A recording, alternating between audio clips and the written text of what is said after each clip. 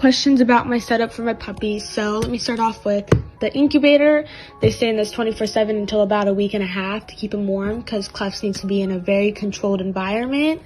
At the bottom of their blankets are 2 towels. They are rolled up so that the puppies are able to crawl over different soft areas to prevent, I think it's called Superman belly syndrome or something like that. And then I put pillow sheets down. I don't use fuzzy blankets because that can get in their eyes, and if it does get in their mouth for any reason, it can get in the cleft. This is their little, I call it a mommy dog. It has a heartbeat and a warmer inside of it. And then of course Mikko, who just ate. I have a few toys for him to snuggle with to replace for the litter mates.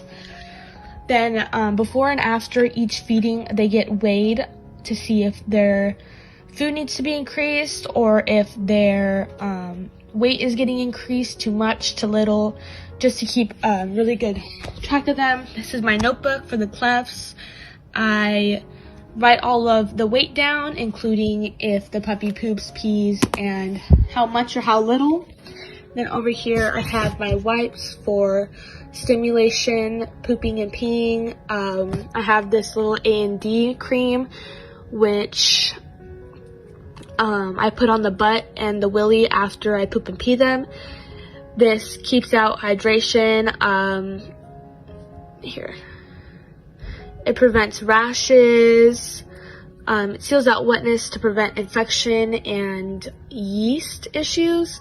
The raw butt is very common when you wipe the puppy's butt. So after every single feeding, they get this on their butt. This is my tube. And this is crucial. If you're raising a cleft puppy, you need this on you 24/7.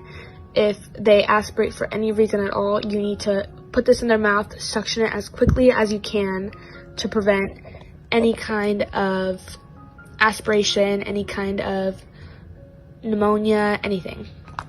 So I get a lot of questions on what kind of formula I use. Espalac is the formula that I use. This is a great milk replacement. It comes in a powder. So I really just, when they're this little, I fill it up halfway, pour in some water. I just eyeball it into my bowl. And then, yeah, right now, Mikko is about, I mark this because the numbers on the syringe tend to come off, but he's about 2 cc currently. And that's my schedule for every 2 hours.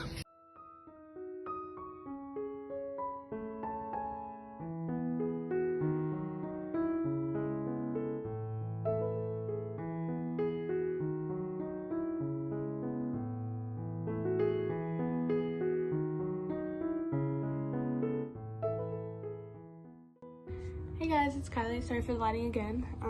We're feeding Mikko right now by his incubator, but I just wanted to answer some questions that I've been getting in my DM recently. Tube feeding, the quantity of food to feed, aspiration, throwing up, things that typically happen a lot when tube feeding puppies. So the first thing that I want to talk about is how much to feed your puppy. So when I first get a Frenchie or a Pitty and whatever kind of cleft I get, I start them at around 1 cc, and if Premia, I start them about half of a cc every 2 hours. Once they get the hang of it, and if they are not throwing up after like 3 feedings, then I'll up it by half a cc. And then from there on, I wouldn't do past 5 cc if you're a Frenchie until about a week and a half, 2 weeks. He currently is a week and a half tomorrow, so he will be up to, he's at 4.5 cc right now, but you just want to pace it really slow.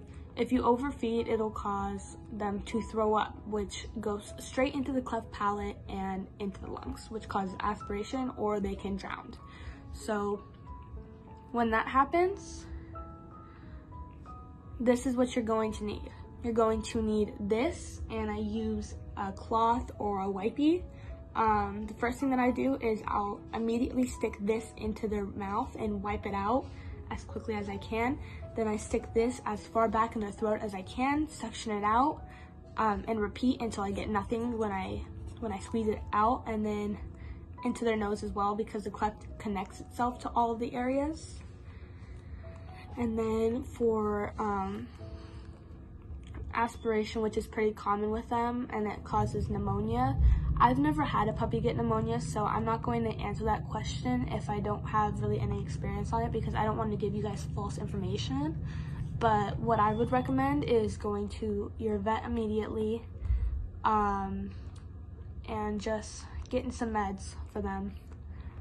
Another thing that I wanted to talk about with them is I do weigh Mikko before and after every feeding, to make sure that he's gaining healthy weight. You don't want them to decrease in weight. If that happens, I would up it by half of a cc.